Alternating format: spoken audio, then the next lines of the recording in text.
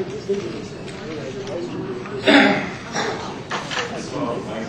it up here, drifting it out on the first of the panel.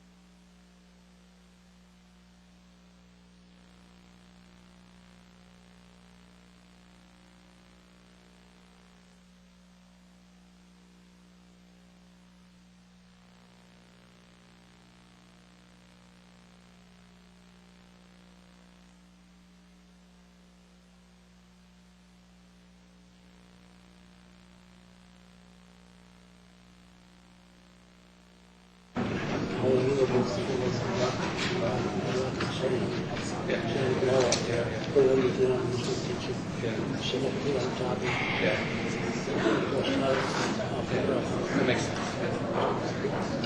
I've thought about this.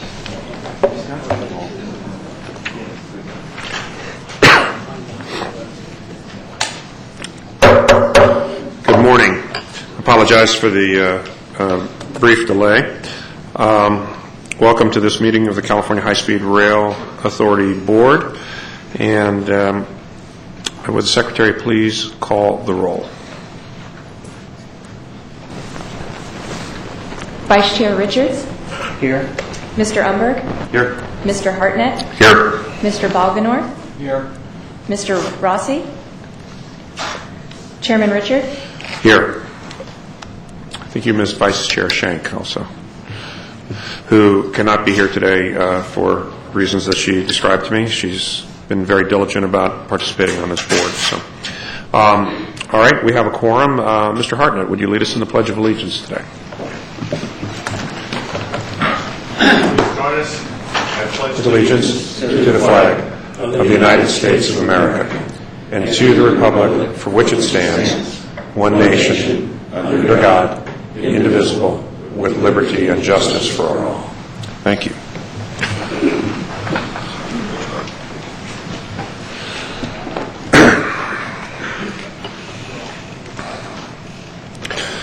All right. We'll begin, as we always do, with public comment. One moment.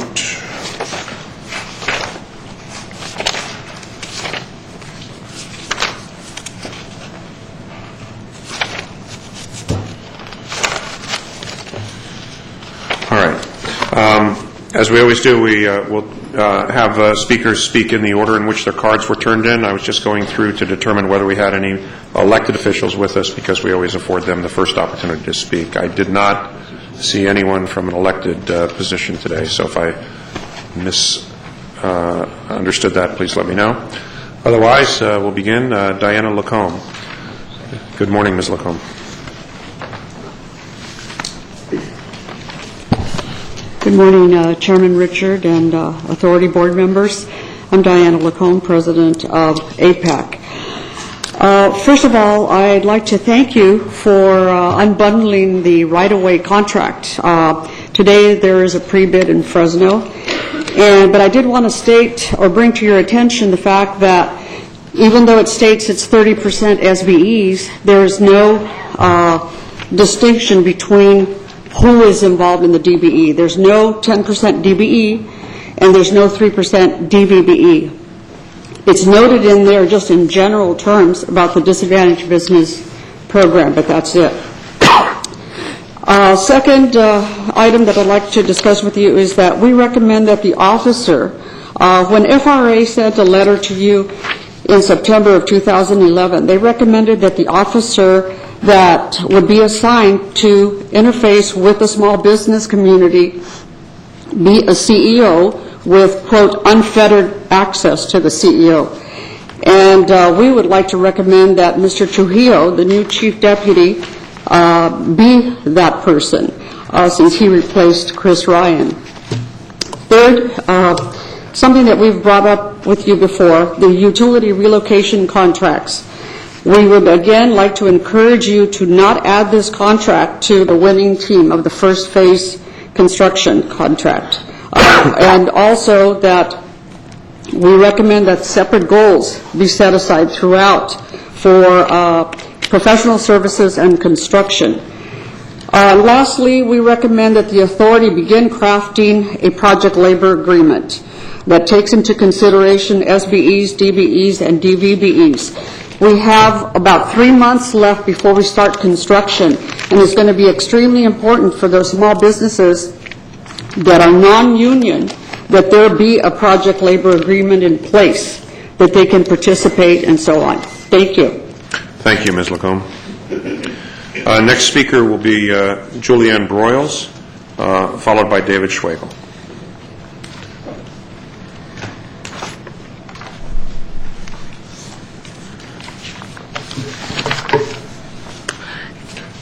Sorry. All right. Thank you, Mr. Chairman, board members. Julianne Broyles. I'm here on behalf of the California Associated Builders and Contractors, and we are an organization, as you likely know, merit shop employers who reward our employees based on performance and encourage them to reach their highest level of achievement, where contracts are always awarded based on safety, quality, value, regardless of their labor affiliation. We have worked for a number of years to ensure that all contractors, regardless of their union or non-union status, have access and opportunity to bid on and be awarded to public contracts paid for by the California taxpayer. We were very concerned to hear last week during a meeting in Kern County that there have been agreements now initiated that there would be exclusive union labor agreements for the High-Speed Rail Authority contracts. We think that this is a huge problem, and it will be a big hurdle to the HSRA to achieve their 30% small business participation goal. We believe that every contractor who is qualified, licensed, and meets the requirements should have the ability to work on this with no union-only strings attached. And this is particularly important to us because so much of the bond debt today in fact, there was just a report released by the state treasurers that shows that we're going to jump to nearly $2,400 a year per taxpayer in California to pay our bond debt. And for this, we think that everyone who is paying for this should also have the opportunity to bid and work on these projects. We think that there should be a policy adopted by the authority that maintains and ensures fair and open competition on the high-speed rail project.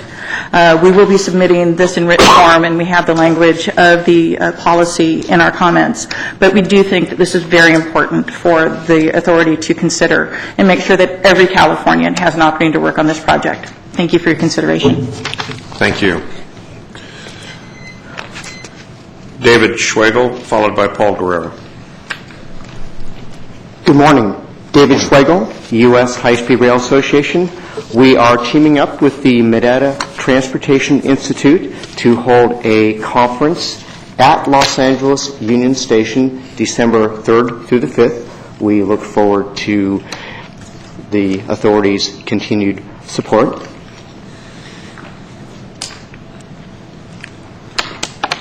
Now let's talk community and stakeholder relations.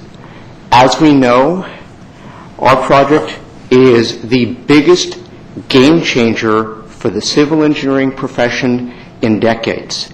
And with 140,000 members worldwide, the American Society of Civil Engineers is one of the world's largest associations of engineering professionals. They were hoping to hear about our business plan during their financial strategies for infrastructure programs panel at their international conference in Montreal.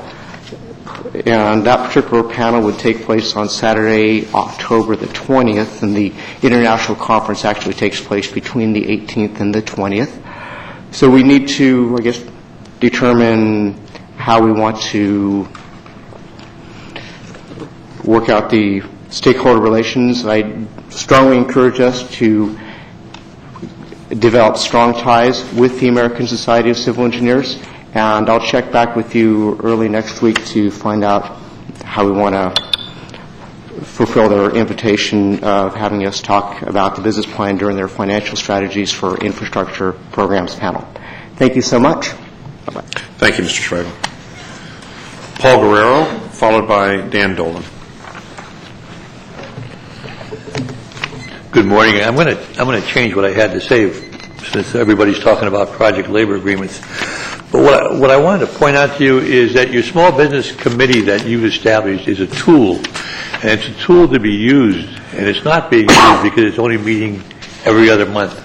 And right now, at this point in time, everything is happening that committee should be focusing on. For example, we're talking about project labor agreements, and small business should participate in that. I agree. Why not have a subcommittee of your small business committee help put together some of the language on that so that small business can be protected? The other thing that I wanted to talk about is what is a small business? There's no definition as far as this project is concerned as to what a small business is. General Services will tell you that a small business is certified by General Services, and it's no larger than 14.5 million. The federal regs will tell you that we're working under that a small business is a business that does less than $22.4 million. So, gee, which is it? Is it a General Services or is it the federal regs? And who's certifying the businesses? If you're going to get certified as a DBE, which is 22.4 million, you have to be a minority. What about the white males? Are they going to be small businesses? Who's going to certify them?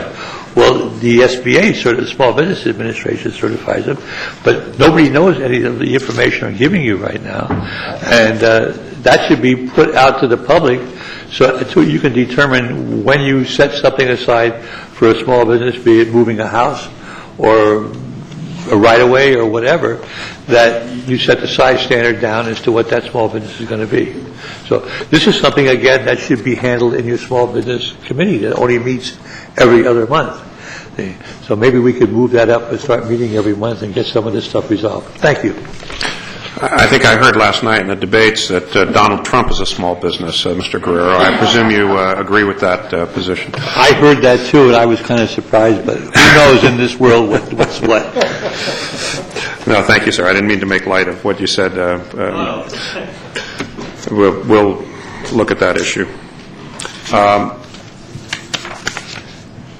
Yes, Dan Dolan, followed by Frank Olivera. Thank you, Chairman and CEO Jeff Morales. I'm Dan Dolan. I represent Stewart Title of California and Stewart Title Guarantee Company out of Houston. I wanted to appeal and recommend again that on this project, Bender Rosenthal's title insurance companies are Chicago and Fidelity, and Stewart Title is more than willing to co-insure half of the entire transaction with those companies. My second item is to mention that you are the public face of the authority for the governor and the citizens of the state of California, and I recommend to this esteemed executive board that Patricia L. Jones did a wonderful job withdrawing HSR 1102 from July of 2011 and substituting it with 1120, substituting it with 1102. And I ask that when her evaluating team with Jeff Morales under his direction strive to have fairness and honesty when evaluating the many bidders that we would like to see bid on this project. They're probably with Ms. Jones today in Fresno at the pre-bidders conference. And please unbundle the contracts so that you have 3 contracts of 13 plus million or 4 of 10 million. That will allow equal employment opportunity for all Californians, and it would create more jobs. It's an easy choice for you to consolidate the $40 million contract to 1 or 2 favorite vendors that you've already been aware of, ARUP, URS, and Bender Rosenthal, and I hope that you will bring more people into the project. Thank you, Mr. Dolan. Frank Oliveira, followed by Ross Browning. Mr. Oliveira, if we keep having these meetings in Sacramento, I think we're going to turn you into an advocate for faster trains up and down the valley. Thank you. I hope it pays well. As you know, I'm with Citizens for California High-Speed Rail Accountability. For over a month, probably close to a month and a half, we've been requesting in person and in print from the High-Speed Rail Authority to release the 14,000 pages of technical reports which are referenced in the environmental impact report that was released for public review. We've received no answer. We haven't seen the reports released for public review. In Volume 1 of the draft environmental impact report, it references these 14,000 pages over and over and over. To understand the assumptions that your staff have put together in the environmental impact review, you really have to read the technical reports. Now, they are available on your website, but they're not readily available for the public to review in public spots. And I'm not aware of a requirement to participate in this project to have a high-speed internet connection and a computer. Because of that, you can conclude that it doesn't matter because it's on your website. But NEPA, Section 1502.21, says incorporation by reference, and I'm reading this precisely out of NEPA. Agencies shall incorporate material into an environmental impact statement by reference when the effect will be to cut down on bulk without impeding agency and public review of the action. The incorporated material shall be cited in the statement and its content briefly described. No material may be incorporated by reference unless it is reasonably available for inspection by potentially interested persons within the time allowed for comment. Material based on proprietary data which it is itself not available for review and comment shall not be incorporated by reference. If you're using these technical reports to justify your environmental impact statement, you need to release this to the public so the public can review. There are similar citations in CEQA law. We're just asking for the information so we understand the assumptions that you folks are saying. Without that, we are not meaningfully participating in this process, which is a violation of NEPA. So all of that said, again, I'm requesting that you release the documents to all the public locations, allow the public to review these documents adequate amount of time so that we can comment and have meaningful comments and be involved in this project. So all of that said, I'm requesting a 180-day extension to the review period and these actions be taken. I have letters here from Aaron Fukuda, Joyce Cody, and Carol Walters asking for different amounts of times ranging from an additional 90 days to 1 year to 2 years to review this. If we have to hunt and peck for stuff, we need time to hunt and peck. Thank you very much. Thank you, Mr. Oliveira. I will ask our General Counsel, Mr. Falens, to not, I don't want to put you on the spot to deal with this at this point, but could you take this matter under advisement? And Yes, be happy to. Okay, thank you very much. Mr. Browning, good morning. Good morning, Chairman Richards, members of the board. We get here often enough. Do we get a coupon or something, or do you guys validate parking at all? We're on our own hook for that. All right. What we're going to do is we're going to give you vouchers that allow you to come free to another board meeting in the future. All right. With your kind permission, I would like to address some comments to the newest member of the dais up there, Mr. Morales. So you've been quoted on camera saying that the current high-speed train, HST, alignment meets the criteria as outlined in Prop 1A where feasible.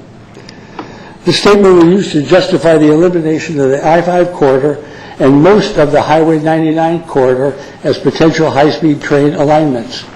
Research shows that I-5 and portions of the 99 were both eliminated from serious high-speed train consideration, sometimes either in or before 2005, but in any case well before the arrival of Prop 1A in 2008, and also your arrival as CEO in 2012. I am therefore formally requesting from you, under the provisions of the Public Document Request Statute, the following data in either paper or DVD format. The definition of the word feasible as it was used to determine that the I-5 route in its entirety and selected portions of Highway 99 that were and were not deemed to be suitable as transportation corridors candidates for the high-speed train. Secondly, the source used for this definition. We maybe have different dictionaries. Number 3, any studies, reports, papers, memos, notes, slideshows, or video presentations that were made or used in the determination that I-5 was not suitable as a transportation corridor for high-speed train consideration. Also, any determination that Highway 99 was not suitable in its entirety as a transportation corridor for high-speed train. Last point. Any studies, reports, papers, memo, routes, slideshows, video presentations that were made or used in a determination that the current high-speed train alignment through cities, schools, churches, hospitals, medical facilities, police and fire stations, playgrounds, museums, historic sites, offices, municipal buildings, parks, roads, farms, homes, dairies, water discharge basin, water ponding areas, sites, veterinary facilities, and animal treatment and disposal facilities were superior in any of the existing transportation corridors that were not selected. I make this request for these data in the spirit of full cooperation and transparency with this board has stated that its mode of operation. Thank you. Thank you. Unfortunately, don't have enough for everybody, so I don't know how you want me to handle it. I have great. A letter from Mr. Morales, second one for Chairman Richard, and two, you can have it, right? Yeah. I can assure you they will get that to us. Thank Sorry, you. I didn't think about it. Thank you. Thanks, Mr. Brown. Okay, Shelley Andronigian, followed by Rich Dryden. Good morning. You pronounced it perfectly. It's a little help from you, but thank you. It's okay. Good morning, Chairman Richard and Authority Board members. I am a lifelong resident of California. Our family has 2 impacted properties in Fresno County and the proposed eastern portion of the Fresno to Bakersfield high-speed rail route. The home place is severely impacted, and as an attention-to-detail type of individual, I need more time to complete everything. I represent both the Andronigian family and the Carter family. There are many more in Fresno County who have not had a chance to write a letter to ask for more time, so I am doing so on their behalf as well. It's harvest season in the Central Valley, and crops have to be picked, etc. I made note of this at the public hearing in Fresno in September, and it forever holds true, that there is never truly a slow time in agriculture. Case in point, my folks got married in January 1961 because that was considered the slowest time of year, yet there were still trees and vines to prune when they returned from their honeymoon. I am asking for 180 days of extended time to be granted to allow everyone to properly be able to review the revised draft EIS Fresno to Bakersfield. This is especially important since there is still information not readily available or easily viewable in rural areas which have poor internet access. The home place is one of them. Thank you for your consideration of this very important matter. I believe everyone should be given a proper chance to get everything together, especially when this is a project that will forever impact lives for generations to come. I know that the authority keeps saying they want to make us whole. Well, in order to better attempt to make us whole and maybe get something right, we need to have the time and information to formulate precise comments, which benefits everyone in the long term. Communication is key and cannot be rushed. Neither can this project. Thank you very much. Thank you, Ms. Andronigian. Rich Dryden, followed by Alan Scott. Morning, sir. Good morning, Chairman, board members, CEO. Just a quick couple of items. One of the things that may be an issue for the short list of primes coming up will be finding the right groupings to meet the 30% small business goal with 3% DVB participation in DBE. So our alliance will make themselves available to that short list of primes to assist in building consortiums. It might make it easier to do that. That's just something free that we do, and we'll be working with a small business and DBE community in that effort. Some of the other items that were covered, specifically those regarding the PLA and the small business sizes, we support the comments of both Diana Lacombe and Paul Guerrero on those and agree very specifically those should be worked out with assistance of the California High-Speed Rail Small Business Committee. In the case of PLA, certainly the devil is in the details, and the correct wording of those will be very important to a win-win for both the primes and the small businesses. Thank you. Thank you very much, sir. Mr. Scott. And that is the last speaker card that I have. I'm last? Today you are, sir. Good morning, Mr. Chairman. Good morning, members of the board. One of the things about Internet is I'm one of the few in our area that has one, and I keep reading things. And my presentation today is a little different than what everyone else has been discussing. Currently, the state of California is the worst state in the United States of America as far as a credit rating. They're A-. Proof of that is right off the Internet. The state is also, with funded and unfunded debt obligations, close to $750 billion. To follow that up, the United States of America was just downgraded to AA- just 2 days ago. Change is in the wind. Sacramento, Campbell Soup is leaving, closing their plant since 1947 with 700 people. They're moving to 3 different states, Texas, North Carolina, and Ohio. And I went on the net and researched those 3 states. 2 of them were run by one of the party members, one party, and then one of them was run by the other party in power. The bottom line is that all 3 of those states have one thing in common: less regulation, user-friendly to the employer and to the employee. And I will tie this together in just a minute. The next one is Comcast is closing 3 Northern California call centers, shifting 1,000 jobs out of state. And the key statement they used was that because of the ridiculously high cost of doing business in California. Excuse me. So the total job loss right now is just in these 2, and just recently is 1,700 people gone, which means that I'm going to tell you about some agricultural people. The 5 counties that you're going to be heading right now are Merced, Madera, Fresno, Kings, and Tulare. I also went on and I went and got the 2011 numbers for these 5 locations. They contributed they contributed $18,700 million to the economy of the state of California. You're going to run a train right through the middle of that, and then the next thing you're going to have is because you're losing farmland, you're going to raise the price of feed and food. Who's going to pay for that? Who is going to pay for that? It goes back to Mr. Browning. He said, is this the correct routing? The correct routing is, I think, not through this farmland, and you can't replace dirt. Currently, right now, your ridership numbers are no good because the Manhattan Institute report just released September 2012 states that since 2005, California has decreased its population by almost 300,000, and this is 7 years of a decrease. So your projections for ridership and the cost of the cost of the ticket need to be rethought and relooked at again.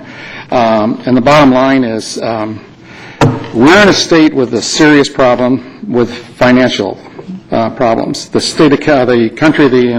United States is also in the same problem, and I think we need to take a step back and take a look. We're obligating money that will probably take the $750 billion and move it into over $1 trillion or more in debt.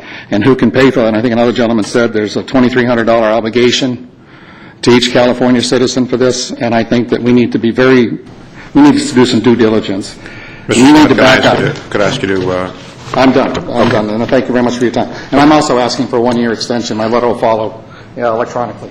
Okay. Thank you, sir. That concludes the public comment period.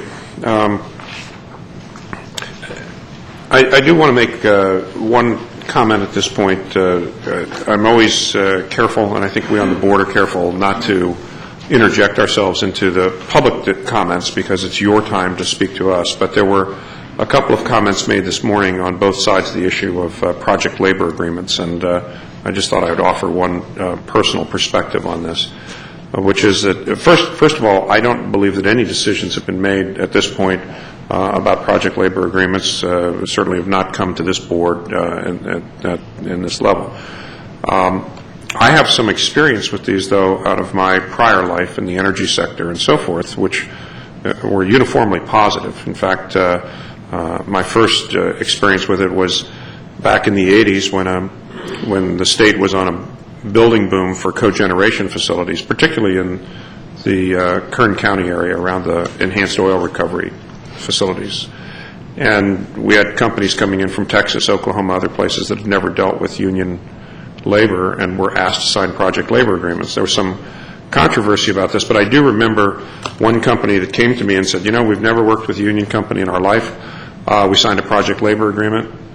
The project was done ahead of schedule, under budget, and the workmanship is first rate. And so that's been my experience. The other issue here we have, which I'm hearing this morning, is that in order for us to meet our small business goals, the project labor agreement forms an avenue for small business to participate that they may not have in the absence of that. So I want to make 2 points. One, as far as I know, my colleagues nor I have not addressed this question, has not come before us. When it does, we will deal with it as we deal with everything, with an open mind. So I think it's not correct to say that this has already been done, but I also think that there are many, many issues here that go beyond what I think sometimes is just viewed as a simple binary choice. So I just thought I would share that. The second thing, before we move to the management report and staffing, is where I'm sure we will be told by Mr. Morales about his success in filling a number of positions and building out this organization. But in addition to garnering some very talented people, today we have to acknowledge that we're losing a very talented person, and that's Ms. Lisa Toof, who has served this board, served Mr. Morales and his predecessor very well. I want to also tell her that I personally appreciate the fact that as somebody who was called upon to be pretty active in this board, beyond her formal duties, she reached out to me to ask if she could ever help with administrative tasks, which was deeply appreciated. So Lisa worked at the High Speed Rail Authority through a very difficult and challenging and turbulent time, an organization that was substantially understaffed and constantly under the public scrutiny, with a very large percentage of commentary being about how deficient the organization was. And yet she worked through all of that with great professionalism. So I'm sure that I speak for all of my colleagues in wishing her well. She's actually, my father always has this great expression that in life you should run to something and not from it. And she has found a position that allows her to expand her range of opportunities, use her skills. It's their good fortune and our loss. But Lisa, the board has created for you a certificate of recognition to thank you for your very loyal, very diligent, and very competent service on behalf of the people of California and the California High Speed Rail Authority. Mr. Morales, would you like to either echo some comments or to provide that to her? You were so eloquent, I'm not sure how to follow up, but just to, again, I want to join in thanking Lisa for her service, and it was indispensable to me as I came into this position, and we are all better served and set by the things that she did as we go forward, and we'll continue to rely on what she did even when she's gone. So, thank you, Lisa. Lisa, thank you.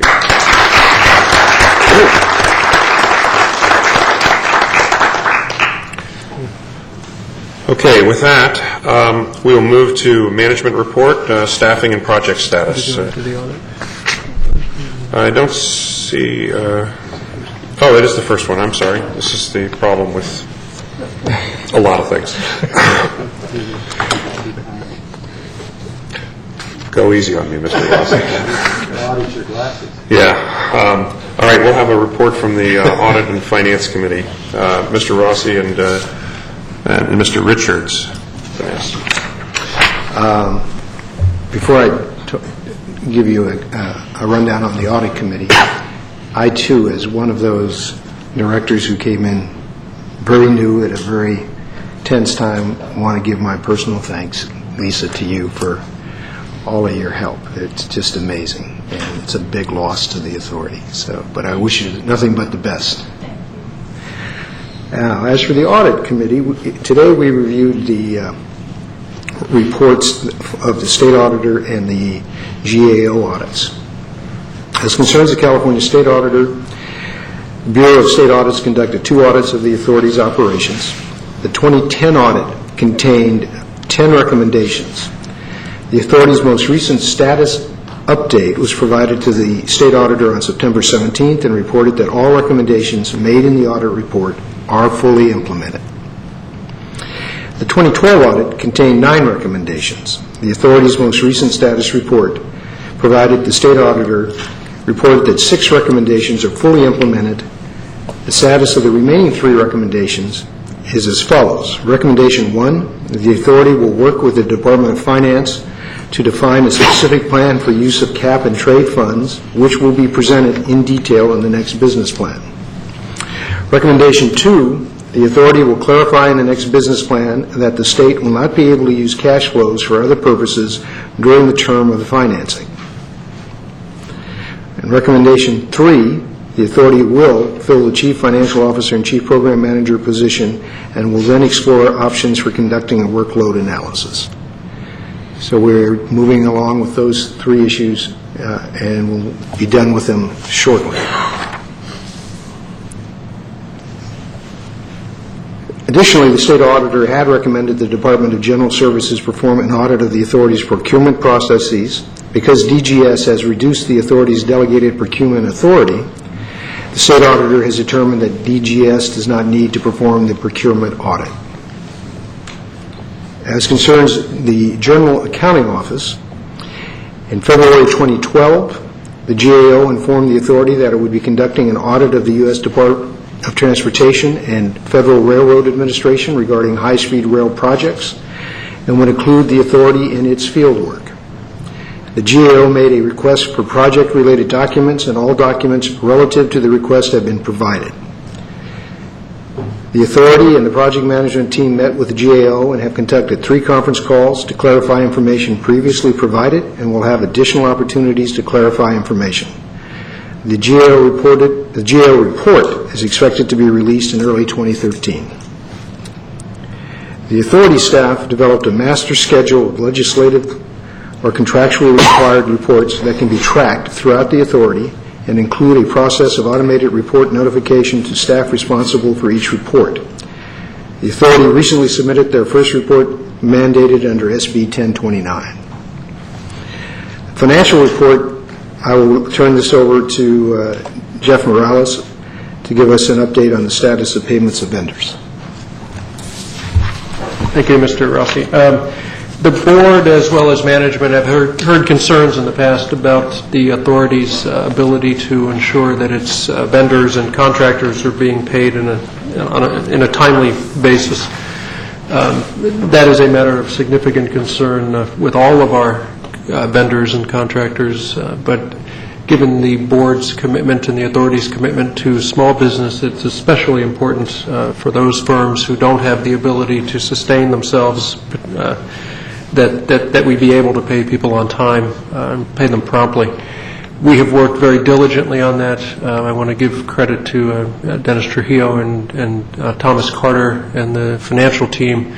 We've made some real progress in streamlining the process, working with the federal government, working with the Department of General Services and with the State Controller's Office to get caught up on payments and to ensure that as we move forward, we have a much better ability to stay current with our payments, and that is a commitment we make to our our contracting community as we go forward, and I'm pleased that we have been able to make significant progress on that front. Excellent. Thank you, Mr. Rossi, and also to Tom Richards for your work on the Audit and Finance Committee. And let me just say, we appreciate it. I know it's a lot of work, but this is really central to the heart of governance by this board. This is a major project that involves significant expenditure of public funds, and the public expects and demands that we be careful and thorough in how we go about doing that. Obviously, with the reports of the state auditor and the legislative analysts and others, we've been given a roadmap for improvement.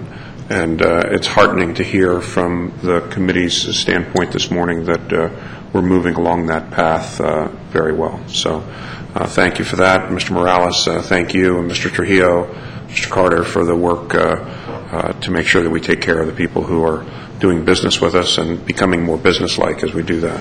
These are very important nuts and bolts things that we have to do well. So we commend you for that. Okay, thanks again for that report. Now, Mr. Morales, management report on staffing and project status. Yes, Mr. Chairman, just briefly, I wanted to update the board and the public on some key milestones and progress that has been made on two fronts. One, the project as a whole, and then secondly, on the issue of staffing and building the organization as we have committed to do. A few things on the project side, just as a reminder, on September 19th, a very significant event, we received the first federal record of decision for the Merced to Fresno section.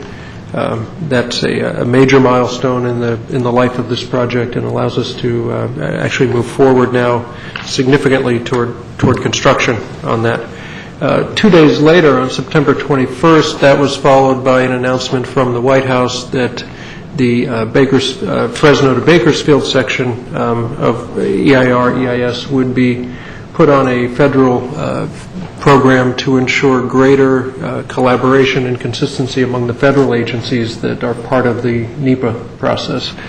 And that is intended to ensure that things move smoothly through that process, that reviews are made on a timely basis, and that they're made accurately and on a timely basis. So it's a significant positive announcement. We have issued, consistent with board direction, two important documents. One, as was mentioned by some of the public speakers, the request for proposals, or RFP, for right-of-way has been issued. As was mentioned and consistent with previous board direction, that RFP allows for multiple awards made under that contract, or unbundling, as was described. It does contain, in addition, the small business commitment, and we will ensure that goal is met as part of this. That right-of-way will be both unbundled in terms of the potential for multiple qualified teams to participate, and as part of that, one of our goals is to ensure that those people out in the field working with affected property owners have local knowledge, local experience, and come from the communities that are affected. Secondly, we are issuing, again, consistent with board direction, the RFQ for construction management.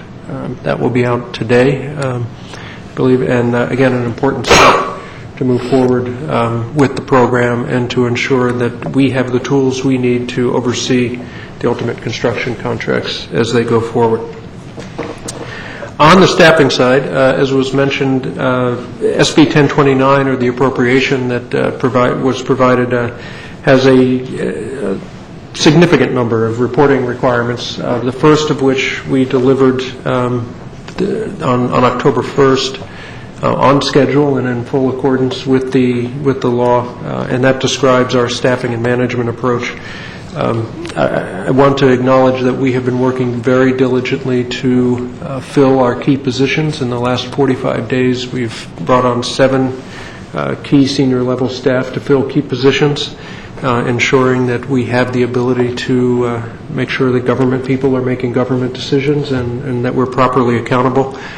That includes our 3 regional managers. We now have, for the first time, 3 authority staffers, senior level people who are the face and the voice of the project in the north, in the central, and in the south, who will be the primary point of contact for stakeholders and will feed back directly into me to ensure that we are doing what we are supposed to be doing in each of those regions. We have also identified and brought up, we'll be bringing on a new legislative director, and next week I expect to announce our chief program officer, one of the key positions identified by both the board and management and the legislature. So we're very, very excited about that and bringing on a very strong candidate there. Dennis Trujillo is now the acting CFO. We continue to look for a permanent spot, but Dennis is very ably fulfilling those responsibilities. We also have brought over a supervising project delivery director, someone from Caltrans, Mohsen Sultan, who has 25-plus years in project delivery here in California. He will be an important new part of the team. And it's part of a larger arrangement we have with Caltrans and other agencies to be able to tap into and utilize the expertise that exists throughout the state as we go forward with this project. Lastly, on the staffing front, although we are, as we noted, sad to see Lisa go, we are pleased to be able to bring in Jenny Baldini, who is joining us and will be taking over Lisa's responsibilities. So we continue to move forward, and that's my report. Thank you. Questions of Mr. Morales from members of the board? Jeff, I would just say I think you're making excellent progress. The organization just has the feel of moving rapidly to develop itself to be in a position to deliver this project. So certainly encourage that, and I appreciate it. Okay. That concludes the public portion of the agenda. With that, the Board of the High-Speed Rail Authority will now move into closed session to discuss matters per the agenda. We will reconvene afterwards to report on any actions from there. Thank you.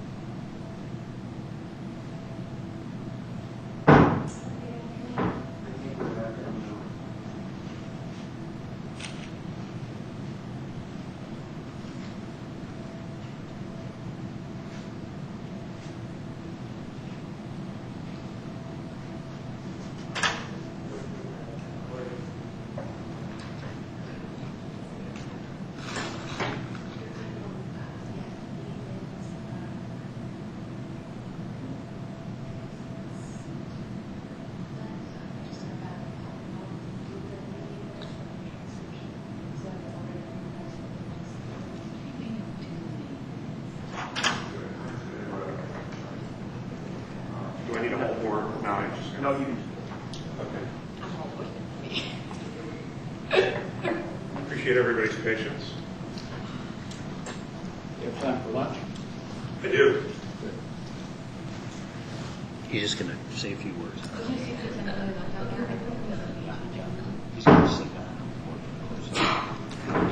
I'm almost positive there was actually.